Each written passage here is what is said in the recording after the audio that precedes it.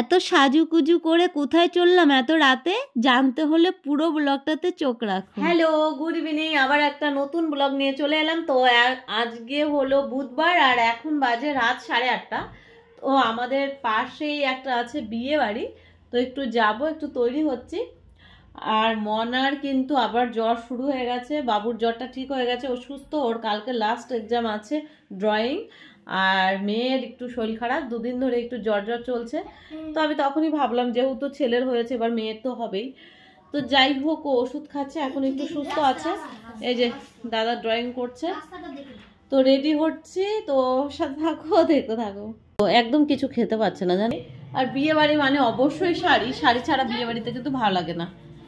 তো দেখি কি কোন শাড়িটা পরি। তো মেকআপ আর তোমাদের সাথে সেইভাবে শেয়ার করবো না, আমি সেইভাবে মেকআপ করবো না, হালকা একটু। আর তো বিয়ে বাড়ি মানে একটু তো রেডি হতেই হয়। কি শাড়ি পরবো সবসময় আমাকে ভাবতে হয়। তো নর্মাল একটা পরবো, তারপর ভাবলাম কি এই শাড়িটা আমি একদিনও পরিনি, জানো না, পুজোয় নিয়েছি। তো আজকে ভাবছি ট্রাই করব, তো দেখি পরে কেমন লাগে। ও আর একটা কথা, শাড়িটা কিন্তু অনলাইন থেকে নিয়েছি, আর পরার পর কিন্তু আমার ভীষণ পছন্দ হয়েছে। তোমাদের কেমন লাগছে? দেখো আমার ফাইনাল লুক। দাঁড়া আসছি। তুমি এই শাড়িটা পরে নিয়েছি। এই তো কেমন লাগছে অবশ্যই বলো কমেন্টস করে। তো চলো যাওয়া যাক, লাইটগুলো অফ করে নিই।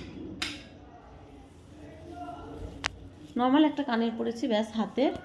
আর এই শাড়িটা জানো তো পুজোর শাড়ি, পুজোতে কিনেছিলাম, একদিন পরবো, আমার কপালে আর হয়নি, তো ভালো চলো আজকেই যাই পরে। আর এমন কাছে বিয়েবাড়ি হলে কিন্তু ভালোই হয়। দেখো দুপা হেঁটেই কিন্তু চলে এসেছে একদম বিয়েবাড়ির সামনে। আর তারপর আমরা গুটি গুটি পায়ে এগিয়ে এলাম। তো সবাইকে দেখতে পাচ্ছি, কেউ মানে এই দিকটায় নাচ হচ্ছিল, অনেকে নাচ করছে। আর লম্বা করে একটা লাইন, তার পাশে আছে ফুচকার গাড়ি, কফি। তারপরে আমরা প্রথমেই চলে এলাম নতুন যে জুড়ি তাদের কাছে। তো এখানে গিফট দিলাম, এবার ভাবছি তোমাদের সাথে একটু শেয়ার করি। তবে বউটারকে সাজিয়েছেও সুন্দর, আর দেখতেও কিন্তু বেশ মিষ্টি লাগছে, আর ছেলেটাও কিন্তু বেশ ভালো। তো দুজনকে মানে বেস্ট কাপল মনে হলো, তো বেশ ভালো লাগছে। তো আমি এখানে বসে ওয়েটই করছিলাম। তো এখানে তো খাবারের জায়গায় বোঝোই তো, সব জায়গায় আজকাল লাইন দিতে হয়, আর লাইন নিয়ে খেতে ভীষণ খারাপ লাগে।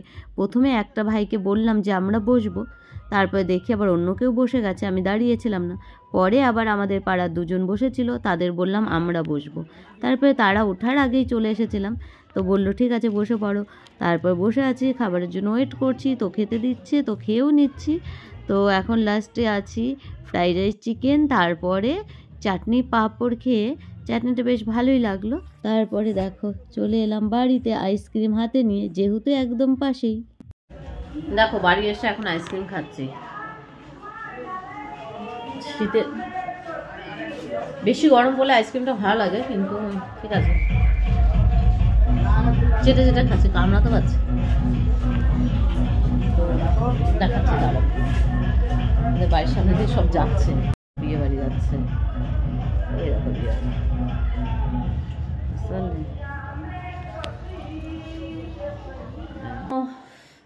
তো ওখান থেকে খাওয়া দাওয়া করে এসে মনাকে ঘুম পাড়িয়েছি। তারপরে ভাবলাম দুটো রিলস করি, শাড়ি পরেছি। তো কি বলবো দুঃখের কথা, দেখো রিলস করেছি কিন্তু দুটো ভালো ভিডিও করেছিলাম, সে দুটো ডিলিট হয়ে গেছে। এখন যখন আমি ড্রাফট করলাম, এখন এত রাতে, দেখো রাতেরও তো একটা লিমিট থাকে, 11টা 10:30 অবধি তো ছাড়া যায়, 11টা অবধি ছাড়া যায়, 12টার সময় ভিডিও চালে কে দেখবে। তো আমি ভাবলাম এই টাইমে আর ছাড়বো না, ড্রাফট করে রাখি। ইউটিউবে ভিডিও করলে দেখো তাও থাকে, আর এই ফেসবুকে মানে ড্রাফট করে রাখলে কোথায় চলে যায় কে জানে, বিরক্ত লাগে। তো চলো আজকের মতো টাটা, দেখা হচ্ছে আবার নেক্সট কোনো ব্লগে। তো ভালো থেকো সবাই।